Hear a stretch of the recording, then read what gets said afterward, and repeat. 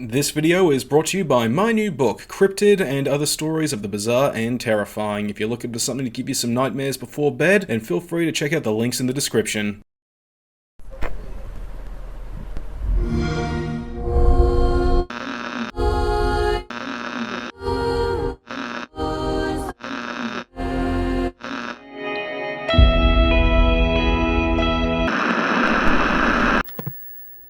The Darksiders series is something I've always had a soft spot in my heart for, ever since I rented the first game from a video shop back in high school. While the series has never done anything new or innovative, it's always done something different, with each installment putting its own twist on tried and tested mechanics with its mature edginess and comic book flair. The latest addition to this series is perhaps the most unique to come out so far, Darksiders Genesis, a prequel to the entirety of the series. When this was first announced, I was intrigued. Then I played a demo at PAX and loved it, but now I've tried out the full version, and well, sit back, relax, and get comfortable, because I have a good time to tell you about.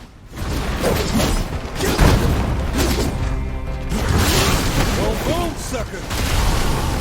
As stated, Genesis is a prequel, so it takes place long before the false apocalypse of the first game, and it details the events leading up to the truce between heaven and hell, with series mainstay Ward teaming up with the fourth horseman Strive to stop a plot by Lucifer to defile creation. The narrative is solid, albeit not the primary focus of the game. The characters get really good voice acting, and while they are one note, they are enjoyable to see interact and play off of one another, with War and Strive forming a nice double team as you play, War being the same ultra straight man dedicated to his cause because he always was, the kind of character that primarily 13-year-old boys would find deep and cool, whereas Strife on the other hand is a nice departure for the series, and dare I say even a breath of fresh air. He's a laid-back wisecracker who can get the job done while also having some fun, which thankfully the game's writer knew not to lay on too thick. The two play off of each other rather well, and you really do get a sense that these two, as well as the other horsemen, have a history together and know each other very well.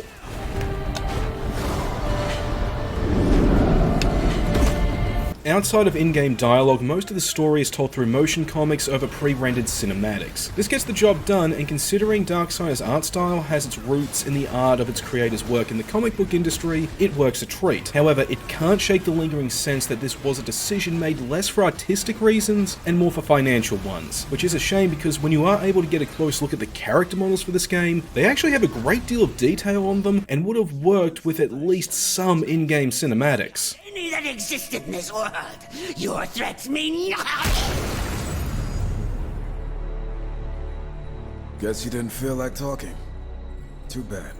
As for what really sets this game apart from the other titles in the series is the gameplay. All prior Darksiders games were in the category of third-person action-adventure, whereas Genesis is an isometric game with an emphasis on two-player co-op. It can be played solo. That's how I played it, and I won't deny there were some times where things got dicey on the normal difficulty, but at no point did it feel unfair, or like the game wasn't balanced for a single player. I cannot stress that enough. A bigger problem with it I find though is the camera. It constantly gets caught in the level geometry of missions with interior locales obscuring the action. Thank God the developers added silhouettes when this happens, but it really pulls you out of the action when you're about to finish off an annoying enemy with a satisfying execution, only for it to lack impact because you can't see the full detail of the animation playing out.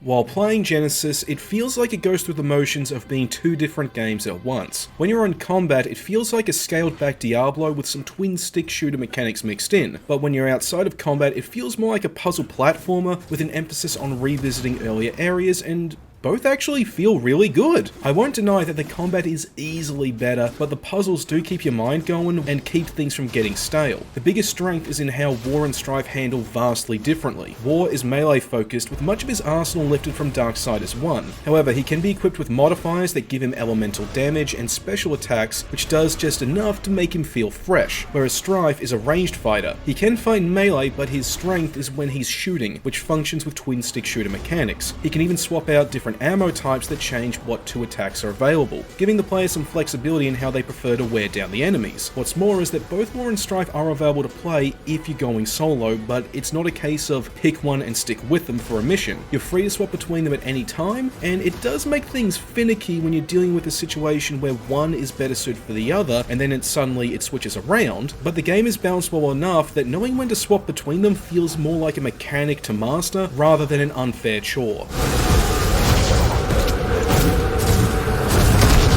A nice addition to the formula is the creature core system. This is essentially the sphere grid mechanic from Final Fantasy X. You equip cores based on enemies into matching slots to power up a grid and receive perks that modify both War and Strife stats. This adds a nice layer of depth to the game since you have to weigh the pros and cons of keeping a fully leveled up core in place or swapping it for a new level 1 core, but with a much more attractive perk in the long term. However, this does tie into an issue I have with the game. Essentially, replaying levels and grinding is required in order to progress, since you need a steady stream of souls to buy the upgrades to keep War and Strife's power levels in line with your preferred difficulties demands, let alone get the desired core upgrades. So you have to revisit the same levels and arena challenges again and again just to stay strong, but also to find secrets that you will not be able to find your first time through. This was more forgivable in the other games since the worlds were made up of interconnected areas or a part of a tried and tested formula, but here, the game is hub-based with a mission structure and the levels are linear. So when you have to replay the same 1 or 2 levels again and again, it can get annoying when you've had to sit through those same narrative beats ad nauseum.